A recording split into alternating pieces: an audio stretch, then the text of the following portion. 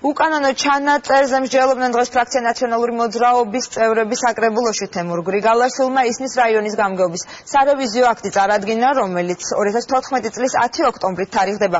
დოკუმენტს პოსტსკრიპტუმის სახით აქვს მინაწერი, რომელსაც ხელს აწერს გამგეობის აპარატის უფროსი ნოდარ გოგოხია.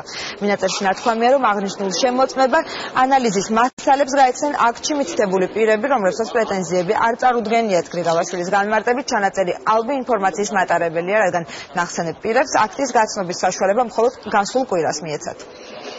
მივაკართ ისნის რაიონის გამგებელს დაუყოვნებლივ გაათავისუფლოს თანამდებობიდან ნოდარ გოგოხია, ამავდროულად შესაბამისმა უწყებებმა ჩაატარონ სრული გამოძიება, რათა დადგინდეს რა მიზნით გაკეთდა ეს ალბი ჩანაწერი, იყო ეს ინდივიდუალური თუ ჯგუფური გადაწყვეტილება და ამ სიყალბესთან აქვს თუ არა რაიმე კავშირი სხვა მაღალი თანამდებობის პირებს. სარევიზიო კომისიას ისნის რაიონის გამგებელმა და აპარატის უფროსმა აღნიშნული აქტი გამოუგზავნეს 2014 წლის ნოემბერში, ჩანაწერით, რომ თითქოს მე არანაირი პრეტენზია არ გამაჩნია აღნიშნულ აქტთან დაკავშირებით. აქტი თვალით არ მინახია, არ გავცნობილ ვარ 2015 წლის 27 თებერვლამდე. ვახტანგ კიზიყურაშვილი და ნოდარ გოგოხია არიან სისხლის სამართლის დამნაშავეები, სასწრაფოდ უნდა იყვნენ ჩამოშორებული საჯარო სამსახურს.